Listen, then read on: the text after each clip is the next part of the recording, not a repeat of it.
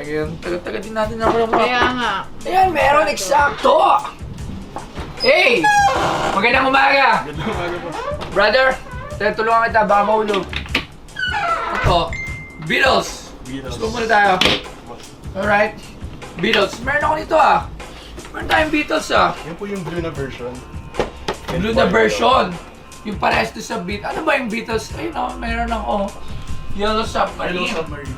Ito kanta niya, Can't Buy Me Love. Can't Buy Me Love. Wala, meron din tayo. So, iba-iba palang version to. Apo. Anong year to? 2008. Parang same lang rin po yung nung nabenta sa inyo po last year. 2000? Mga 2008. Mga ano lang, recent lang po. 2008. So, 2008. Alright, saan mo naman nakuha to? Bale, binili ko po yan sa seller lang rin. Sa seller. Apo. Kasi na na-double po kasi yung bili ko. Na-double. Bala ko kasi, loose yung isa set, tapos yung naka-box po isang set. Pwede ko tignan? Apo. Open ko So, collector ka ng Ng Star Wars talaga. Star Wars. Opo. Ba't may Beatles ka? Bale, nagustuhan ko lang rin po yung genre nila. Alright. Sariwa Apo. Alright. Anong pangalan nito Bale siya po si Ringo. Ringo Starr.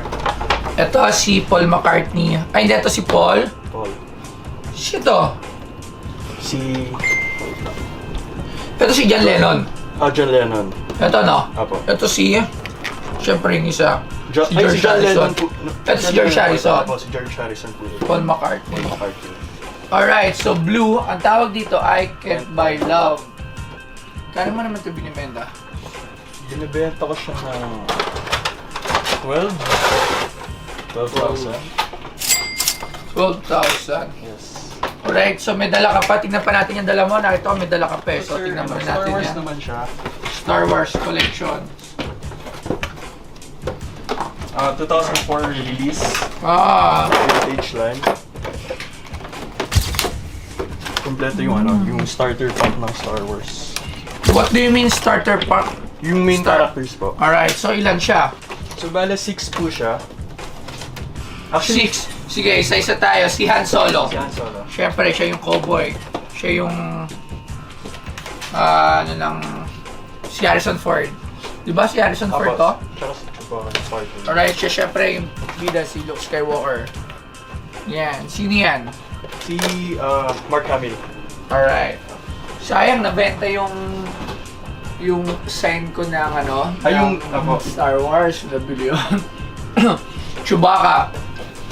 Siyempre, Yoda. Si Master Yoda. Siyempre si Princess Leia. At si Obi-Wan. Wala si sila R2-D2. Ay, hindi po siya kasi nasama sa main. Ito po kasi yung So, ito naman, magkano mo naman ito binibenta? Yan, 15 po lahat. 15. So, alright. 15 at 12. Pwede ba akong tumawag ng call a friend? Sige pa, okay lang po. Pantay mo na, paano mo naman ito na-pressure ng 15,000? Bale, kasi parang nag-check ako sa eBay. Then, parang 2.5, 3K na siya. Percent. 3.5, apo. Alright, so may tatawagin lang tayo. Tingnan natin kung pwede natin tawagin si, syempre, sa mga kilala natin. So yan, magkano ulit ang asking mo rin sa Beatles? 12,000 po. 12,000. Ay. Alam mo, sad to say, si Beatles ngayon, ang daming lumabas Apo. Sa Toycon, sa mga shops, ang dami. You could actually buy 6,000 per set. Isang set na. So, sa asking mo na 12,000, hindi talaga siya obra. Ang dami, 1,000 pieces pala. Yes po. Nagkalat niyan. So, parang wala din siyang masyadong buyer for Beatles. Hindi naman sure na 6K sa shop. Sa napagtanungin natin. So, kilala mo naman, nakita mo naman. So, sabi 6K ata. So, it's not definitely na sure na tayo na 6K. Baka mamaya, magsabi tayo ng 6K sa shop. Tapos, hindi naman pala. It's parang ganun yung price. Alright? Kasi mahirap na, baka may sabi, barat na naman tayo. Alright, so dyan na muna siya. Sa Star Wars, actually okay naman na piece to. Medyo mataas lang sa 15,000. Siguro selling price, makakita tayo ng 2K each. Meron nga ako makita eh. Magkano? Parang 1.5. Yes, ganun eh. 2K each, sold separately. Yes. So, Ito this one, din naman 1.6. yan. So, may mga 1.5. So, kung sa akin, kasi syempre, ayan na naman tayo, baka sabihin na naman, barat na naman si Pinoy Pawn Star. Syempre, tayo po ay nagne-negosyo, hindi po tayo nag-charity dito. So, syempre, pag binili ko to, hindi ko alam kung may bibili pa ulit nito pag tagal ng panahon. Kaya, ganun din tayo mag-price. Hindi naman sobrang baba, pero doon tayo sa may magpa-profit. Siguro, kung bibilin ko to ng Star Wars, bibilin ko to sa 1.5 each. Gagawin yung Pinoy Pawn Star, magandang pan-display. Kasi nag-ipon lang ako ng pan-display sa shop. Kasi lilipat na si Pinoy Pawn Star, maybe before November. Meron tayong sariling shop ng Pinoy Pawn Star at hindi na lang siya nakikihati sa Boss Gold. So, siguro dito, kunyari, magkano asking mo rito? 15. Yan. 369. Siguro, bibilin ko to sa lahat. Medyo... Ha? Yeah. 15,000. 15,000. 15,000 bot na lahat na. Yan. Hindi ako mag-sorry na bababa yung price ko kasi din lang yung sa tingin ko na price na para sa akin eh. Alright? Hindi sa pambabarat. Iniisip ko na lang syempre. Katulad niyan, kung makikita mo, daming nakatambak dyan. So, syempre, hindi naman natin yan alam kung mabibenta ulit yan pagdating ng panahon. Pero siguro, pagka-open na shop, open for public na, malapit na, so, mapasyalan na, pwede na silang bumili. So, 15,000 para doon sa dala mo. Pwede pa bang humirit mo? Magkano minute mo? 17? Actually, sinagad ko na yung sa 15,000 eh. Kasi if at most nga, mahal na nga daw sa 2,000.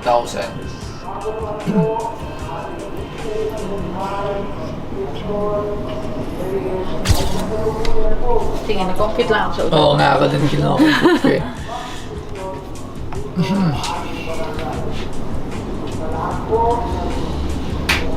I stand firm sa 15,000. Yes, hindi ko na Collector talaga din ka. ata. Ito collector ka din. Collector siya. Ano bang mga kinokollect mo? Puro Star Wars lang po eh. Puro Star Wars. Anong holy grail mo sa Star Wars?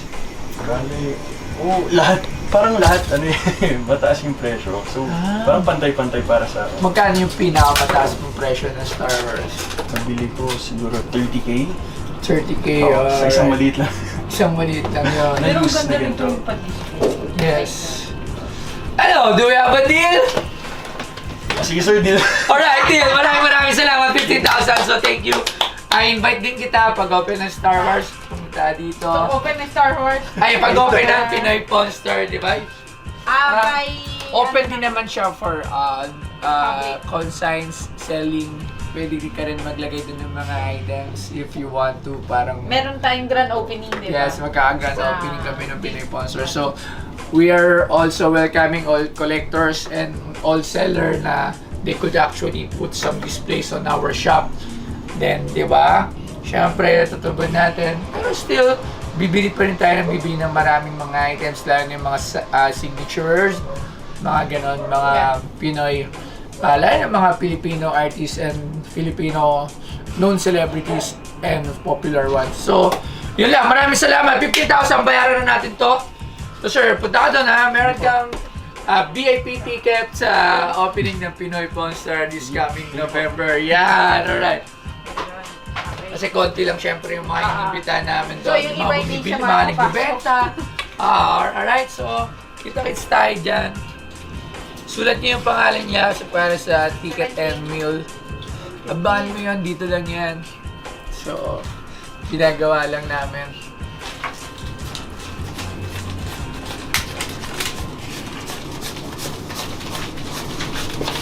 Alright, 15,000. 1, 2, 3, 4, 5, 6, 7, 8, 9, 10, 11, 12, 13, 14, 15,000. Thank you po. Alright. Maraming salamat, bro. Thank you, thank you. Star Wars. Ayun, thank you po kay Boss Toyo at na parang nawala na sa akin yung iba sa collection ko. Ayun, parang experience na rin po ito na makapunta sa Pawn Star. Pinoy Pawn Star. Thank you po, Boss Toyo.